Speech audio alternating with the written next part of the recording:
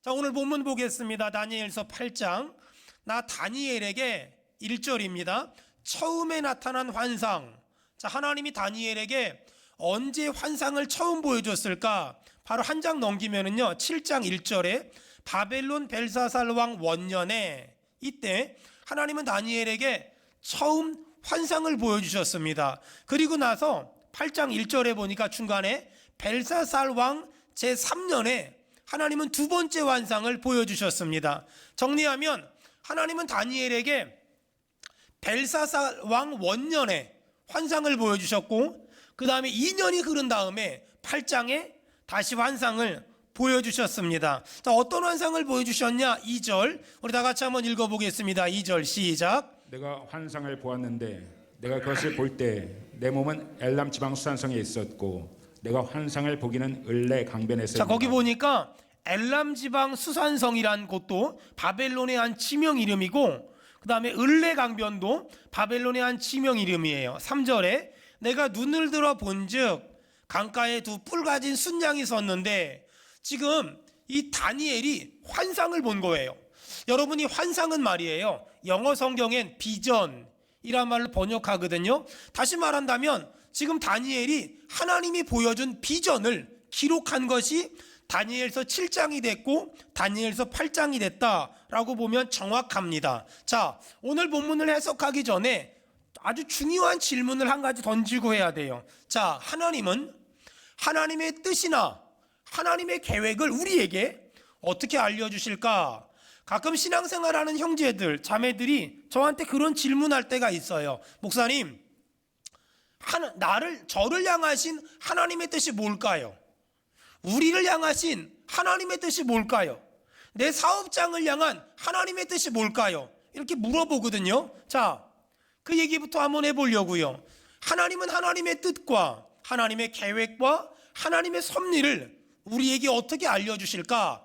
성경이 완성되기 전에는 하나님은 예레미야도 이사야도 다니엘도 꿈이나 환상이나 계시를 통하여 말씀하셨어요. 하지만 성경이 완성된 이후에 하나님은 꿈이나 환상이나 계시를 통하여 말씀하시는 것이 아니라 하나님은 완성된 성경을 통하여 우리에게 하나님의 뜻과 하나님의 계획과 하나님의 비전을 알려주고 계세요. 저는 우리 성도들이 성경을 보면서 하나님을 만나고 하나님의 뜻을 발견하고 하나님의 인도하심을 발견하고 하나님의 계획하심을 발견하기를 주의 이름으로 축원합니다. 저는 우리 교회가 올 한 해 성경을 더 많이 사랑하고 성경을 더 많이 사모하고 성경을 더 가까이 하며 성경을 귀하게 여기고 성경을 덮어놓고 믿는 것이 아니라 성경을 펼쳐놓고 믿는 저와 여러분 되길 축원합니다. 여러분도 알다시피 지금 세상이 많이 혼란스럽고 많이 복잡해요. 그러다 보니 이단, 사이비 집단들이 얼마나 막 왕성하게 일어나는지 몰라요. 특별히 이단이나 사이비 집단은 요한계시록과 다니엘서를 건드려요. 여러분, 제가 지금 다니엘서를 설교하는 이유도, 그리고 21일 특세 때 요한계시록을 건드리는 이유도 이단들이 가지고 장난치는 성경이 다니엘서고 요한계시록이기 때문에 그래요. 자, 오늘 다니엘서 8장에 보니까 다니엘이 내가 을레 강변에서 환상을 봤다 그러죠. 그러니까 이단들이 이런 것만 쏙 빼다가 자기도 어떤 강변에서 어떤 산속에서 하나님의 계시를 받았다고. 또 요한계시록을 쓴 사도 요한이 반모섬에서 환상을 봤잖아요. 그랬더니 어떤 사이비 교주가 나도 어떤 섬에 가서, 저 서산 쪽에 있는 어떤 섬에 가서 환상을 봤다고, 계시를 봤다고 이따위 소리 하거든요. 그러면 신앙이 성경에 깊이 뿌리 박힌 사람은 그냥 한마디로 이렇게 말해요. 뭐야 저 미친놈은, 이러고 끝나거든요. 근데 신앙이 성경에 깊이 뿌리 박히지 않은 사람은 이 마지막 시대에 하나님이 저 사람에게 특별히 말씀하시나 봐 하고 현혹되고 유혹되고 미혹되기 너무 쉽단 말이에요. 여러분, 저는 하나님의 꿈과 계시와 비전과 계획이 기록된 성경을 사랑하며 저는 지금도 성경을 읽으면서 하나님의 인도함 받고 하나님의 계시를 받고 하나님의 비전을 갖습니다. 저는 성경 이외의 다른 방법으론 하나님의 뜻을 알려고도 하지 않고 알고 싶지도 않고 알려고 마음 먹지도 않습니다. 성경에는 내가 어떻게 살아야 하는지, 내가 무엇을 해야 하는지, 내가 어떻게 선택을 해야 되는지, 내가 무엇을 위해 살아야 되는지, 내가 죽으면 어디 가는지가 너무 정확하게, 너무 구체적으로 기록되어 있습니다. 그런데 안타까운 건 어떤 사람들은 이 성경이 부족해서 어떤 기도 많이 한다는 신령한 사람을 찾아다니며 또 금식 많이 했다는 신령한 사람을 찾아다닙니다. 여러분, 신령한 거 좋아하다가 실성하는 수가 있습니다. 저는 우리 성도들이 이 성경책 한 권의 사람, 성경을 사랑하고 성경을 사모하고 성경을 덮어놓고 믿지 말고 성경을 펼쳐놓고 믿고 이 말씀으로 인도함 받으며 이 말씀으로 하나님의 뜻을 찾아내는 성경 한 권의 사람이 되기를 주의 이름으로 축원합니다. 몇 년 전에 북스원 플러스를 지나가는데 어떤 버스가 지나가더라고요. 근데 거기 큰 광고 문구가 하나 있어요. 아프리카에서 어떤 선지자가 온대요. 그 선지자가 와서 한국 교회를 향한 하나님의 뜻을 알려주러 온대요. 와보라, 잠실 펜싱 경기장으로. 그게 써 있더라고요. 그걸 딱 보고 제가 그런 생각을 했어요. 저건 또 뭐야? 왜 하나님은 한국 교회를 향한 하나님의 뜻을 아프리카에 계신 분을 통해 알아야 되는데요? 왜 우리는 모르는데요? 왜 성경에 기록되어 있는데 왜 모르는데요? 여러분, 그러니 성경이 아닌 다른 수단과 다른 방법으로 하나님의 뜻을 알려고 하는 순간 우린 이단에 빠질 수 있고 신앙이 치우칠 수 있고 그때는 그게 좋아 보여요. 아우, 집사님 이렇게 하는 게 하나님의 뜻이야, 권사님 이렇게 하는 게 하나님의 뜻이야. 그때는 그게 귀에 쏙쏙 들어와요. 근데 결국은 그런 신앙이 나중에는 무너지고 변질되고 광신자가 되고 이단에 빠지기가 너무 쉽다는 거예요. 다시 부탁합니다. 여러분, 성경을 사랑하길 바라며 성경을 사모하길 바라며 성경을 덮어놓고 믿지 말고 성경을 펴고 믿기를 주의 이름으로 축원합니다. 자, 오늘 다니엘서 8장에는 다니엘이 본 두 번째 환상 이야기가 계속 나옵니다. 자, 다니엘서 8장 3절 다 같이 읽겠습니다. 3절 시작. 내가 눈을 들어 본즉 강가에 두 뿔 가진 순양이 자, 거기 보니까 다니엘이 눈을 들어 보니까 강가에 두 뿔 가진 순양이 있었대요. 자, 4절에 보니까 내가 본즉 그 순양이, 3절과 4절엔 순양 이야기가 나와요. 근데 5절엔 순양에서 순염소로 바뀌어요. 5절 한번 읽어볼까요? 시작. 내가 생각할 때 한 순염소가 서쪽에서부터 와서 그치요? 순염소가 왔지요. 6절에도 순양 이렇게 나오지요. 자, 3절, 4절, 5절, 6절 쭉 읽잖아요. 이걸 읽어보면 무슨 말인지 몰라요. 여러분이 분명히 모를 거야 라고 믿어 의심치 않는 건요, 제가 모르겠어요. 뭔 말인지. 제가 무슨 말인지 당최 모르겠어요. 그래서 읽어보고 또 읽어보고 또 읽어봤는데 무슨 말인지 당최 모르겠어요.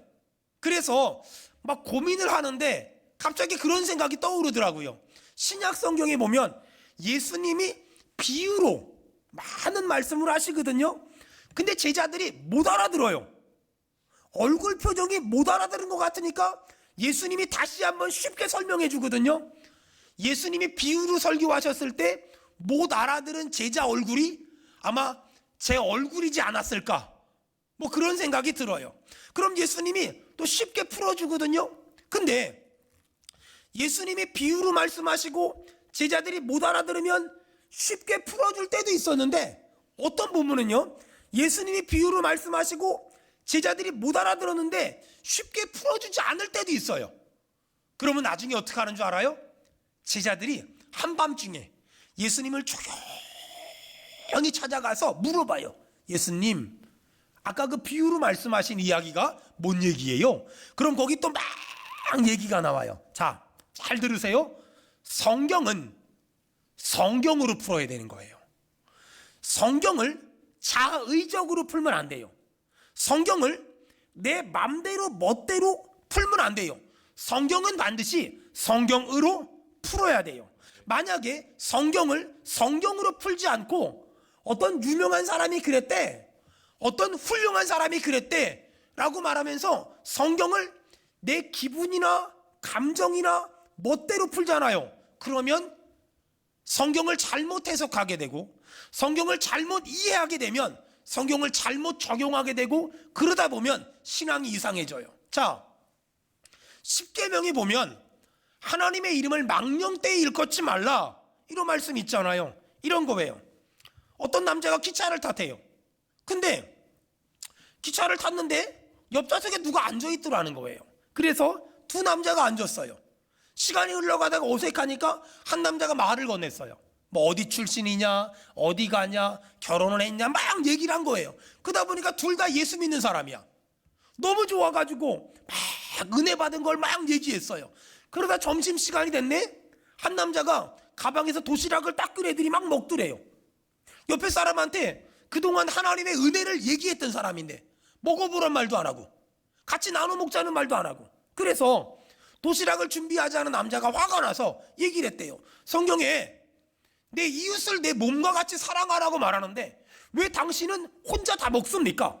그랬더니 이 남자가 죄송합니다 이러면 얼마나 좋아? 한다는 말이 성경에 내 이웃의 것을 탐내지 말라고 했는데 당신은 왜 그럽니까?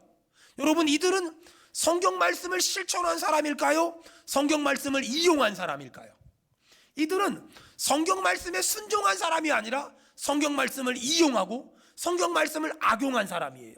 잘 들어보세요. 우리는 하나님의 말씀을 이용하는 사람이 아니라 하나님의 말씀에 이용당하는 사람, 하나님의 말씀에 사용당하는 사람, 하나님의 말씀에 쓰임받는 그런 저와 여러분 되기를 주의 이름으로 축원합니다.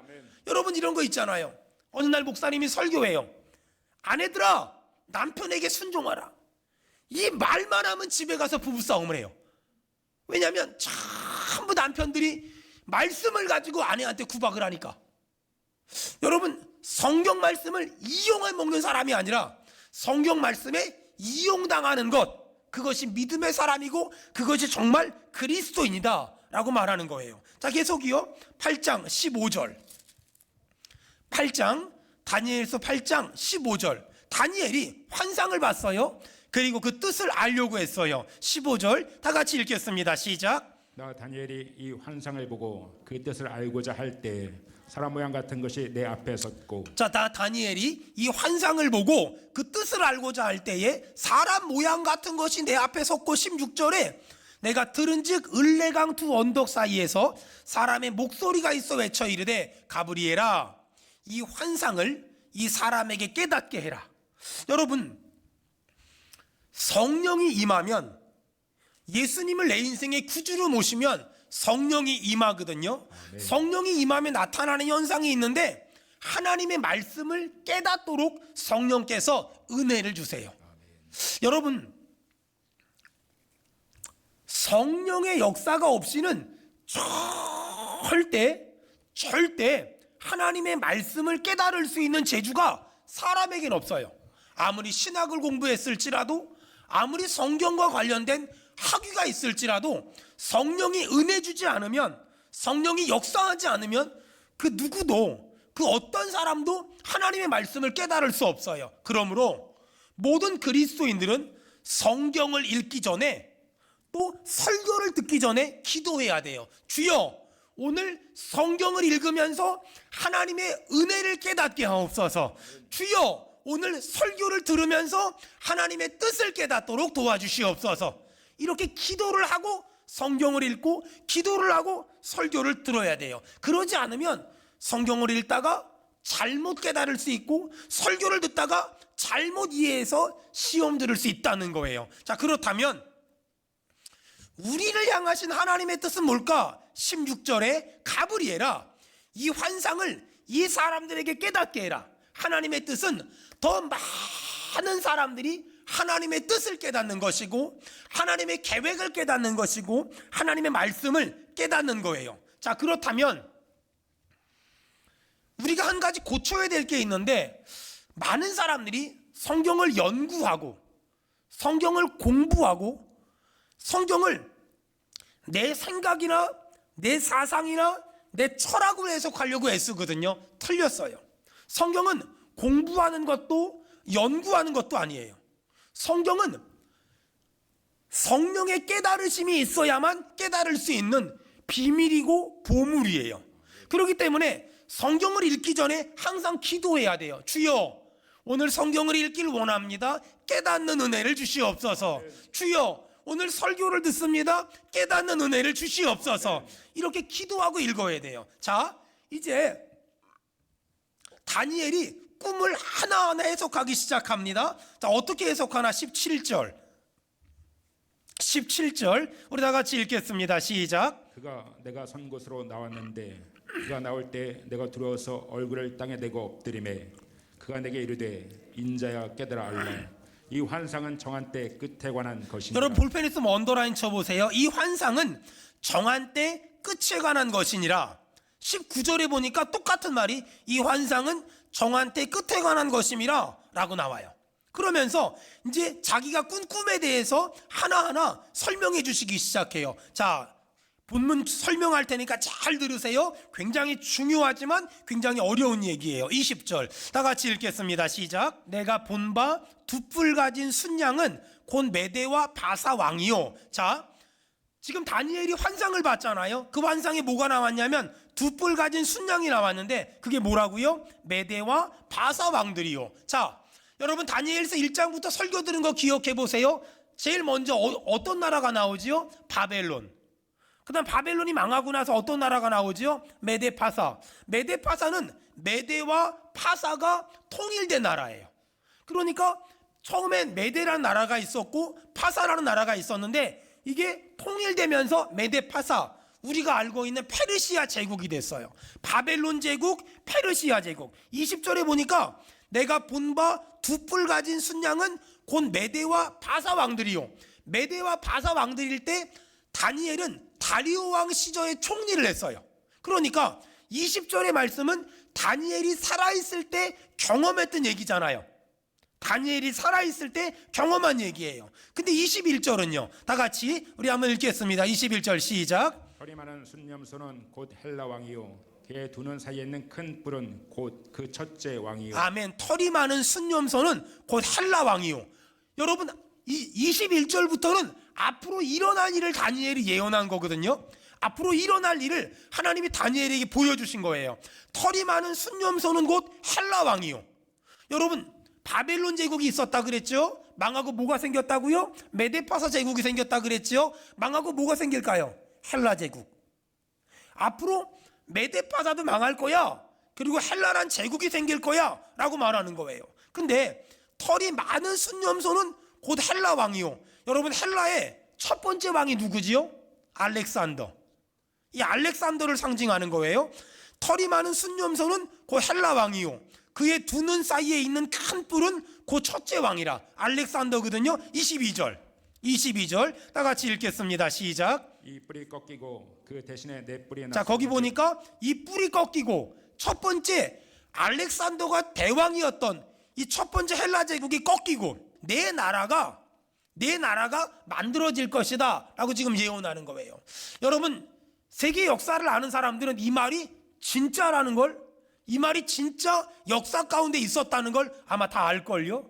여러분 정말 알렉산더에겐 아들이 없었어요. 그래서 알렉산더의 4명의 부하가 나라를 4개로 찢었거든요. 그리고 마치 그 땅 따먹기 하듯이 계속 전쟁을 치렀어요. 이게 언제냐?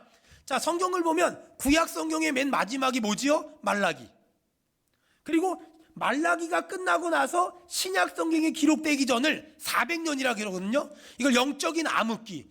이 영적인 암흑기 400년 동안 이 네 나라가 계속 치고받고 전쟁을 했어요. 근데 중요한 게 이 네 나라가 계속 치고받고 전쟁을 하는데 이 네 나라 가운데 있었던 나라가 어디냐면 이스라엘. 그러니까 이 네 나라가 계속 치고받고 하는데 이스라엘을 거쳐야만 돼요. 그러니까 이스라엘은 아무 잘못도 없는데 여기서 터지고 여기서 맞고 저기서 맞고 계속 그러면서 얻어쳐졌어요. 근데 신기한 게 있어요. 역사가 지나고 나서 보니까 성경책이 기록됐잖아요. 근데 성경책이 구약은 히브리어나 아람어로 기록됐어요. 근데 이런 헬라에서 쪼개진 4개의 나라가 계속 영토 전쟁하면서 이스라엘을 오가면서 이스라엘도 헬라 문화권 안에 속했고, 그래서 신약 성경은 헬라어로 기록됐어요. 그래서 더 많은 곳에 복음이 전해질 수 있었다는 거예요. 여러분 너무 신기하지 않아요? 너무 놀랍지 않아요? 여러분 다니엘서를 보면 다니엘이 마치 앞으로 일어날 일을 다 보고 쓴 것처럼 너무 정확하게 맞아떨어지는 거예요. 그래서 어떤 신학자는 이런 주장을 했어요. 다니엘서는 다니엘이 쓴 게 아니다. 어떻게 사람이 썼는데 앞으로 일어날 일을 이렇게 한치의 오차도 없이 쓸 수 있냐? 아마 그 후대에 누군가 일어난 모든 일을 보고 다 기록했는데 다니엘서에 들어간 것 같다, 이렇게 주장하기도 했어요. 왜 이런 주장이 됐냐면 너무 정확하니까, 너무 분명하니까, 너무 확실하니까. 하지만 저는 그 신학자의 주장이 틀렸다고 생각하는 건, 보세요, 성경의 다니엘서만 정확하고 분명하고 확실합니까? 성경에 기록된 모든 말씀이 다 이루어졌고 다 완성됐잖아요. 저는 이사야 53장에 그가 찔림은 우리 허물 인함이요, 그가 상함은 우리 죄악을 인함이라. 그가 징계를 받음으로 너희가 평안을 누렸고 그가 채찍에 맞음으로 너희가 나음을 입었느니라. 여러분 이 말씀은요 이사야가 썼거든요. 근데 그로부터 수천 년 뒤에 예수님이 십자가에 못 박혀 죽을 때 그가 찔림은, 그가 상함은, 그가 징계를 받음은, 그가 채찍에 맞으면 보고 쓴 것 같지 않으세요? 정말 그 현장을, 골고다 언덕 십자가 현장을 보고 쓴 것 같잖아요. 어떻게 이렇게 맞아떨어질 수 있어요? 시편에 보면은요 로마 병정들이 예수님의 옷을 나눠 가지더라, 이런 말씀이 있거든요. 너무 정확하게 다 들어맞았어요. 하나도 틀린 게 없어요. 어떻게 이럴 수 있을까? 성경은 소설책이라면 이게 맞아떨어질 수가 없어요. 근데 성경은 성령의 감동을 따라 원 저자가 하나님이시기 때문에 창세기부터 요한계시록까지 하나도 틀린 것이 없어요. 그렇다면 구약의 모든 예언은 신약에 이루어졌으며 신약의 모든 예언은 신약에 이루어졌거나 앞으로 이루어질 줄 믿습니다. 여러분 예수님은 오실 거라고 구약에 예언했으며 신약엔 예수님이 다시 오실 거라고 예언돼 있잖아요. 그 예언대로 예수님은 분명히 다시 오실 줄로 믿습니다. 자, 그렇다면 오늘 여기 아주 중요한 예언이 있어요.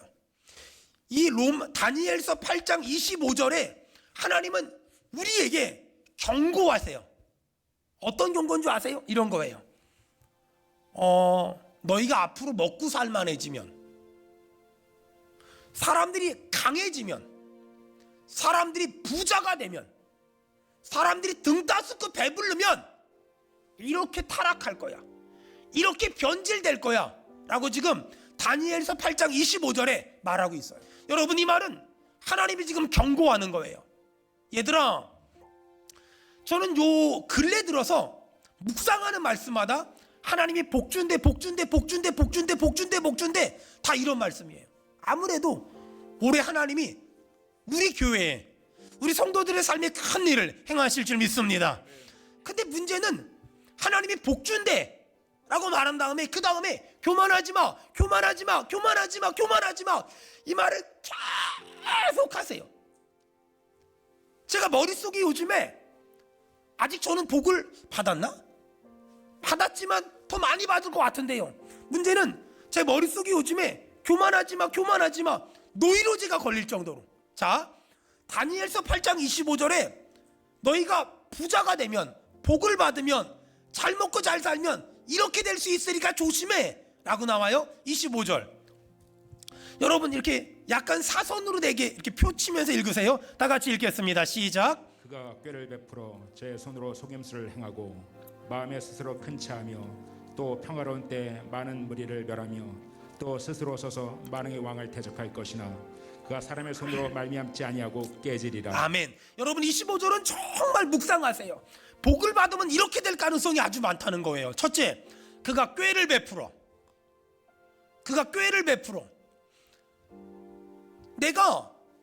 내가 믿음 생활할 때는 하나님의 말씀이 진리입니다, 하나님의 말씀이 정답입니다 맨날 그랬는데 어느 날 등 따스고 배부르잖아요. 어느 날 먹고 살만하잖아요. 그럼 이렇게 말해요. 아유, 어떻게 다 하나님 말씀대로 살아요. 어떻게 다 하나님 말씀대로 살아요. 아유, 하나님 어떻게 다 하나님 말씀대로 살아요. 하는 것도 있고 못하는 것도 있는 거지 어떻게 다 하나님 말씀대로 살아요. 이게 인간의 연약함이라는 거예요. 하나님의 말씀을 지키기 위해서 몸부림치지 않는다면 우리도 변질될 수 있어요. 우리도 타락할 수 있어요. 저도 하나님 말씀대로 다 못 살아요. 하지만 말이에요, 하나님 말씀대로 살아보려고 발악은 해요. 하나님 말씀대로 살아보려고 내가 몸부림을 치는 거예요. 제가 다 하나님 말씀대로 삽니다. 저 말 못해요. 저 그렇지 않아요. 하지만 하나님 말씀에 적혀 있으면 살아보려고 발악은 해봐야죠. 몸부림은 쳐봐야죠. 발광은 해봐야죠. 근데 어느 순간에 우리는 몸부림 치는 걸 안 한다는 거예요. 발버둥 치는 걸 안 한다는 거예요.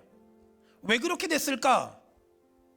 여러분, 사람이 먹고 살만하잖아요. 등 따스고 배부르잖아요. 그러면 그때부터는 하나님의 말씀보다 내 지혜가, 내 지식이, 내 계획이, 내 계산이 더 옳다고 주장하며 어떻게 다 하나님 말씀대로 사냐고 타협하기 시작하는 거예요. 여러분 그러지 않습니까? 두 번째, 사람이 힘이 있고 등 따스고 배부르면 첫 번째 그가 꾀를 베풀며, 두 번째 제 손으로 속임수를 행하고, 시간 없으니까 세 번째 마음에 스스로 큰 채하며, 마음에 스스로 큰 채하며, 입으론 맨날 내가 이만큼 사는 거 하나님의 은혜라고, 내가 이만큼 사는 거 하나님의 은혜라고 말하면서 실제로는 내가 열심히 살아서 이만큼 됐다고, 내가 노력해서 이만큼 됐다고, 내가 부지런히 살아서 이만큼 됐다고 생각하고 산다는 거예요. 여러분, 교만하면 망합니다. 겸손한 자에게 하나님은 은혜를 주십니다. 아멘. 여러분 정말 부탁합니다. 첫째도 겸손, 둘째도 겸손, 셋째도 겸손, 처음도 겸손, 끝까지 겸손하기를 주의 이름으로 축원합니다. 제가 생각하는 신앙생활은 또 다른 말로 몸부림이에요.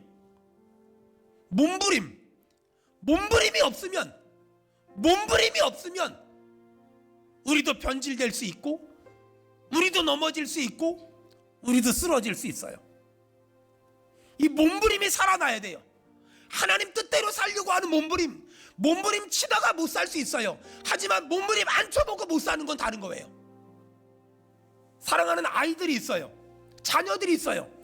공부를 열심히 하려고 몸부림 치는데 안 되는 건 어쩔 수 없는 거예요. 하지만 몸부림 안 쳐보고 못하는 건 못난 거예요. 신앙생활도 마찬가지예요. 하나님 뜻대로 살려고 몸부림 치다가 못 사는 건 하나님이 야단 안 쳐요. 하지만 몸부림 없이 적당히 타협하고, 적당히 계산하고, 적당히 따지고, 적당히 합리화하면 하나님은 그들을 향하여 너 교만하다 라고 말해요. 인본주의란 말 들어보셨죠? 하나님 없어도 나 잘 먹고 잘 살 수 있어요. 하나님 안 도와줘도 나 잘 먹고 잘 살 수 있어요. 그걸 인본주의라고 말해요. 자, 네 번째, 사람이 등 따스고 배부르면 어떻게 바뀌냐면요, 많은 무리를 멸하며, 다시 말해서 나를 만난 사람을 세워주고, 나보다 남을 낮게 여기고, 나를 만난 사람들을 키워주고, 나를 만난 사람들에게 용기와 힘을 주는 게 아니라 잘라버리고 쫓아내고 내보내는 일만 한다는 거예요. 마지막으로 또 스스로 서서 만왕의 왕을 대적할 것이나, 만왕의 왕은 하나님이잖아요. 하나님을 대적한다는 거예요. 하나님이 싫어하는 일을 서슴없이 해. 하나님이 미워하는 일을 겁없이 하는 거예요. 여러분,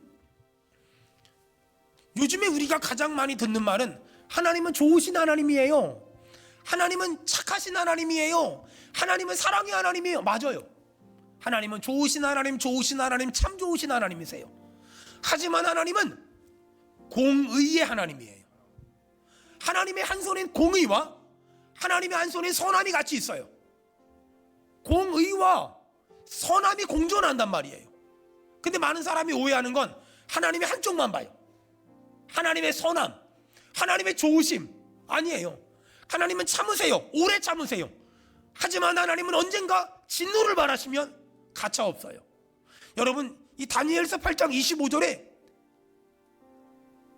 말씀을 정말 믿는 사람들은 오금이 저를 정도로 무서운 말이 나와요. 그가, 맨 밑에 그가, 우리 다 같이 읽겠습니다. 시작. 그가 사람의 손으로 말미암지 아니하고 깨지리라. 볼펜으로 언더라인 치세요. 그가, 하나님이 사람의 손으로 말미암지 않고 깨지리라. 하나님이 사람의 손을 빌리지 않고 깨뜨려 버리시겠대요. 이런 사람들, 자기 꾀를 베풀며 속임수를 행하며 스스로 큰 체하며 평화로운 때에 많은 무리를 멸하며 만왕의 왕을 대적하는 사람을 하나님이 사람의 손을 빌리지 않고 깨뜨려 버리겠대요. 여러분, 두렵지 않으세요? 저는 두려운데. 무섭지 않으세요? 전 무서운데. 아주 많이. 내가 교만한 게 없었나? 내가 건방진 게 없었나? 내가 하나님 앞에 경고망동하진 않았나? 내가 하나님의 말씀에 사용당하지 않고 하나님의 말씀을 적당히 이용하며 살지 않았나? 내가 하나님 앞에 경건함이 무너지지 않았나? 내가 하나님 말씀 앞에 내 생각을 쳐서 복종시킨 것이 아니라 하나님의 말씀 앞에 적당히 내 생각을 타협하진 않았나? 이런저런 생각하다 보니 전 하나님이 무섭더라고요. 전 하나님이 두렵더라고요. 하나님한테 혼나면 어떻게 하지? 하나님한테 야단 맞으면 어떻게 하지? 여러분, 하나님이 이런 교만한 사람을 사람의 손을 빌리지 않고 직접 깨뜨려 버리겠대요. 직접 박살내 버리겠대요. 목사의 말로 받지 마세요. 하나님의 음성으로 들으세요. 하나님의 음성으로 받으세요. 이 말은 이렇게 하겠다 이게 아니라 내가 이렇게 할 거니까 너희가 정신 차리고 돌이키면 이런 일이 없어 이거예요. 이게 예언이에요. 이게 환상이란 말이에요. 이런 교만한 사람을 내가 깨뜨려 버릴 거야. 이 말은 교만하지 않으면, 이 말 듣고 깨닫고 돌이키면 나한테 그런 일이 없다는 거잖아요. 사랑하는 여러분, 다시 겸손합시다. 첫째도 겸손, 둘째도 겸손, 셋째도 겸손, 처음도 겸손, 끝까지 겸손하기를 주의 이름으로 축원합니다.